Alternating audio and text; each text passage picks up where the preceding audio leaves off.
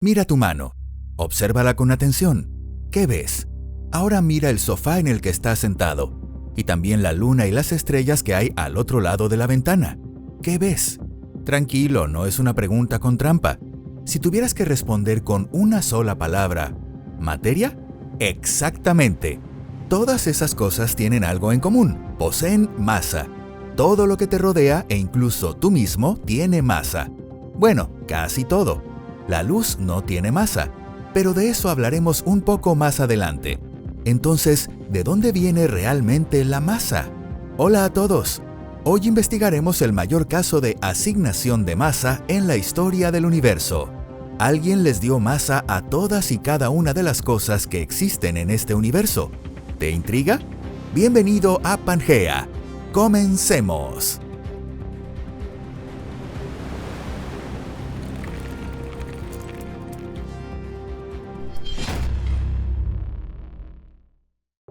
El juicio de la partícula de Dios. Durante siglos, la humanidad no tuvo ni la menor idea de quién podía ser el responsable de todo esto. De hecho, ni siquiera se había planteado esa pregunta. La masa simplemente estaba ahí, y eso era todo. Hasta que un día apareció un sospechoso. Su nombre era el bosón de Higgs. Verano de 2012, Suiza. Un gigantesco colisionador de partículas logró captarlo en plena acción. El sospechoso fue llevado a la sala de interrogatorios donde le tomaron las huellas, le hicieron una prueba de ADN e incluso le midieron la masa, 125 gigaelectronvoltios. Tras 8 horas de interrogatorio, Higgs confesó haber generado enormes cantidades de masa sin autorización. Y ahí fue cuando estalló el revuelo. Los titulares de todo el mundo no hablaban de otra cosa, y así recibió el apodo de la partícula de Dios. Al año siguiente, los investigadores relacionados con este descubrimiento recibieron el premio Nobel. Caso resuelto. Él era el responsable de darle masa a todo lo que existe. Suena a una historia perfecta. Es espectacular y además muy convincente. Solo hay un problema. Casi todo eso es completamente falso. Antes de sacar conclusiones, escuchemos al propio sospechoso. ¿Cómo se supone que les da masa a las cosas? Imagina que todo el universo está lleno de un campo invisible. Está presente en esta misma habitación, entre las estrellas e incluso atravesando tu cuerpo en este instante. Ese es el campo de Higgs. Normalmente, este campo apenas se hace notar, y las partículas lo atraviesan sin darse cuenta que está ahí. Sin embargo, algunas partículas sí interactúan con él. Es como si quedaran enganchadas al campo. Cuanto más fuerte es esa interacción, más difícil resulta moverlas, acelerarlas o detenerlas. Y precisamente esa resistencia a acelerar o detenerse es lo que llamamos masa. Los electrones apenas interactúan con el campo, mientras que las partículas más pesadas quedan fuertemente atrapadas en él. En cambio, la luz, es decir, los fotones, lo atraviesa sin interactuar con él en absoluto. Por eso, los fotones no tienen masa y viajan literalmente a la velocidad de la luz. Ese es su método, así es como Higgs reparte la masa. Ya tenemos la confesión, así que el caso está resuelto. Hasta dan ganas de decir aquella famosa frase: ¿elemental, mi querido Watson? Sí, desde luego que es elemental, pero solo en el sentido de que Higgs únicamente les da masa a las partículas elementales. No olvides ese detalle, porque en apenas 2 minutos ese mismo hecho hará que toda la acusación se venga abajo. Verificando la coartada. Un buen detective nunca acepta sin más la versión del sospechoso, ni siquiera cuando el propio acusado lo ha confesado todo. Así que pongamos a prueba la coartada de Higgs. Es muy sencillo, basta con medir el peso de verdad. ¿Qué vamos a medir? Empecemos por ti. ¿Pesas 80 kilos? ¿90? ¿O quizás 100? En realidad eso da igual. Cada uno de esos kilos hace que seas una persona extraordinaria. Lo importante es saber de dónde sale ese número. Así que vamos a llegar hasta el fondo de la cuestión. Tu cuerpo está formado por células. Las células están formadas por moléculas. Las moléculas están formadas por átomos. Hasta aquí no hay nada sorprendente. Pero ¿en qué parte del átomo se esconde realmente toda esa masa? Resulta que el interior de un átomo está casi completamente vacío. Si ampliáramos un átomo hasta el tamaño de un estadio, los electrones serían diminutas motas de polvo moviéndose por las gradas. Y casi toda la masa estaría concentrada en una minúscula partícula situada en el centro, el núcleo atómico. Tendría aproximadamente el tamaño de un solo guisante colocado en el centro del estadio. Y aquí es donde la historia se pone realmente interesante. Los electrones que reciben su masa directamente del campo de Higgs pesan tan poco que su contribución es prácticamente insignificante. Imagina que llevas un billete de $100 en la cartera. La contribución de los electrones sería de apenas 3 centavos. Tan poco dinero que si se te cayera en la calle, hasta te daría pereza agacharte para recogerlo, aunque seamos sinceros, lo recogerías de todos modos. En otras palabras, prácticamente toda tu masa, todos esos kilos de los que presumes, provienen del núcleo atómico. Y el núcleo atómico está formado por protones y neutrones fuertemente unidos entre sí. Eso significa que, para descubrir el verdadero origen de tu masa, debemos responder a una última pregunta, la más importante de todas. ¿De dónde proviene realmente la masa de un protón? Señoras y señores, es justo aquí donde el caso de la Fiscalía empieza a derrumbarse con estrépito. La identidad del verdadero culpable. Ahora hablemos del protón. En su interior se esconden 3 diminutas partículas llamadas quarks. Como son partículas elementales, reciben su masa del campo de Higgs. Así que para conocer la masa de un protón, bastaría con sumar la masa de estos 3 quarks. Tiene sentido, ¿verdad? Lo tiene. Pues hagamos la suma. El resultado es apenas una centésima parte de la masa real del protón. Solo un 1%. Incluso sumando la masa de los 3 quarks, apenas obtenemos alrededor del 1% de la masa total del protón. Entonces, ¿dónde está el 99% restante? Perdona la pregunta, pero ese 99% de tu cuerpo, del sofá en el que estás sentado y de todo lo que existe, ¿dónde está? Sé que a muchos les gustaría que toda la masa procediera del campo de Higgs. Pero parafraseando una célebre frase, Higgs es mi amigo, pero la verdad lo es aún más. Lo cierto es que Higgs no está detrás de ese 99%. No sabemos por qué intentó cargar con toda la culpa. Quizá fue por la presión de los periodistas. Quizá intentaba proteger al verdadero culpable. O tal vez se dejó deslumbrar por la fama. Pero el hecho es que Higgs solo participa en aproximadamente el 1% de toda la masa.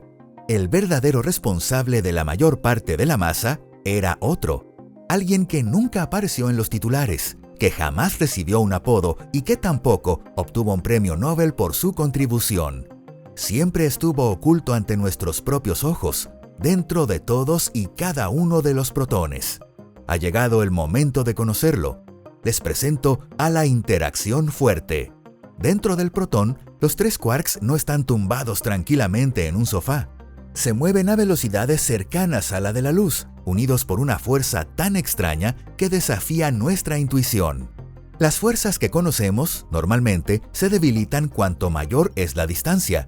Incluso un imán apenas ejerce atracción cuando está lo bastante lejos. Y si te alejas lo suficiente de un planeta, puede que nunca vuelvas. Pero la interacción fuerte funciona justo al revés. Mientras los quarks permanecen unos cerca de otros, pueden moverse con relativa libertad. Sin embargo, en el instante en que intentan separarse, la fuerza no disminuye, tira de ellos con una intensidad cada vez mayor. Es como una goma elástica. Cuanto más la estiras, más resistencia ofrece. Separar completamente 2 quarks es imposible. Podrías pensar que basta con tirar todavía más fuerte para conseguirlo, pero la naturaleza no lo permite.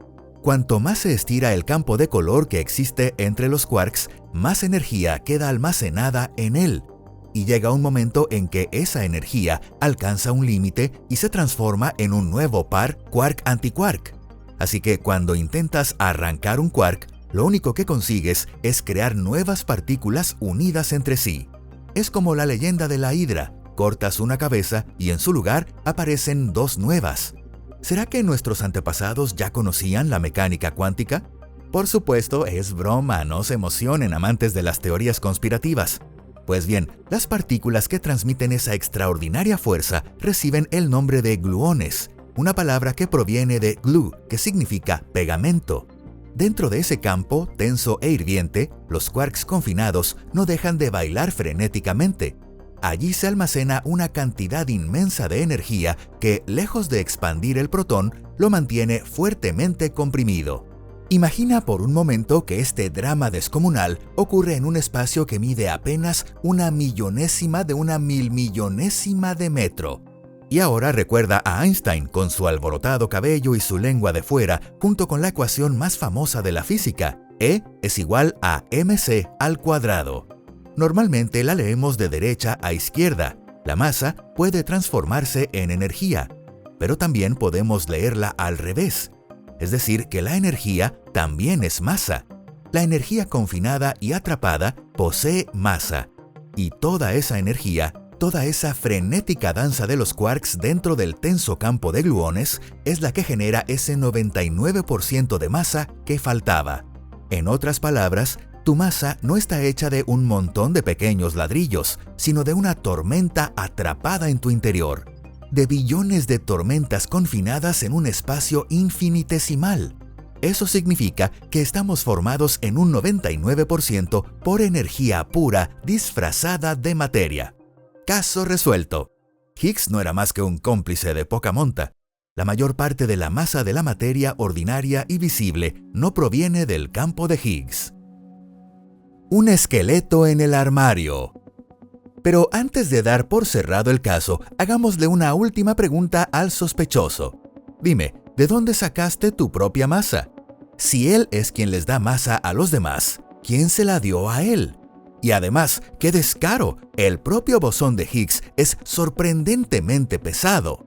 Su masa es de los famosos 125 gigaelectronvoltios. En cambio, un protón completo no llega ni siquiera a 1 gigaelectronvoltio. Es decir, quien reparte la masa pesa más de 130 veces lo que pesa un protón común. Es como un multimillonario que reparte unas pocas monedas al resto del universo, mientras él se queda con una fortuna inmensa.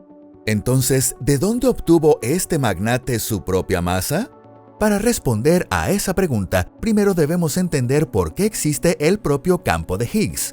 ¿Por qué se extiende por todo el universo y ni siquiera en el vacío absoluto su valor es cero? Los demás campos permanecen inactivos en el espacio vacío y su valor es cero. Sin embargo, el campo de Higgs mantiene un valor distinto de cero incluso en el vacío perfecto. Precisamente por eso, las partículas siempre tropiezan con él y adquieren masa. ¿Pero por qué ocurre eso? Imagina una pequeña bola en el fondo de una copa. ¿Dónde terminará? Evidentemente en el centro, en el punto más bajo. Durante mucho tiempo se creyó que el campo de Higgs también debía asentarse en el punto central, es decir, en el valor cero. Ahora imagina que esa copa se convierte en un sombrero mexicano, o si lo prefieres, en una botella de vino con el centro del fondo elevado. Ahora el centro ya no es el punto más bajo, sino la cima de una pequeña colina. La bola no puede quedarse allí. Inevitablemente rueda hacia abajo y acaba en algún punto del valle que rodea la colina. El punto cero es el lugar más inestable de todos, así que no puede permanecer allí. El campo de Higgs tiene exactamente esa misma estructura. Su estado de mínima energía no está en cero, sino desplazado respecto a él. Por eso, incluso cuando el universo está completamente vacío, este campo cae desde la cima y termina estabilizándose en un valor distinto de cero. El estado de valor cero es tan inestable como un lápiz equilibrado sobre su punta. El lápiz acabará cayéndose. La única incógnita es hacia qué lado caerá. Este fenómeno recibe el nombre de ruptura espontánea de la simetría. El universo eligió por sí mismo hacia qué lado caer. Y ese campo distinto de cero que llena todo el universo es precisamente con el que interactúan las partículas. El propio bosón de Higgs no es más que una ondulación. una fluctuación de ese campo alrededor de su estado estable. La masa de esa ondulación depende de lo pronunciada que sea la curva de las paredes del valle donde se produce la fluctuación. Parece que ya podemos brindar. Hemos resuelto uno de los mayores enigmas del universo. Ya casi podemos levantar una copa de champán. Pero, espera un momento. Hay algo que no encaja. Mejor guardemos el champán. Conformémonos como mucho con un vaso de agua con gas. Porque todavía no sabemos por qué su masa es exactamente 125 gigaelectronvoltios. Simplemente lo atrapamos en un acelerador, medimos su masa y ese fue el número que apareció. Es como si el universo, en recompensa por nuestra perseverancia, nos hubiera lanzado generosamente esa cifra. Pero por qué es precisamente ese valor sigue siendo un misterio. Y antes de terminar, comprobemos una última cosa. Si Higgs está relacionado con la masa, ¿es también él quien nos da nuestro peso? No. Higgs únicamente les proporciona a las partículas la propiedad llamada masa. El peso ya es obra de la gravedad. Es la gravedad la que atrae nuestra masa hacia la Tierra. Por decirlo de alguna manera, Higgs y la gravedad ni siquiera se conocen. Uno proporciona la masa y el otro la atrae, nada más. Pero esa relación será, por así decirlo, una sorpresa que dejaremos para nuestra próxima novela de misterio. Si te ha gustado este video, no olvides dejar tu me gusta y compartirlo con tus amigos. Gracias por ver el video. Hasta la próxima. Adiós.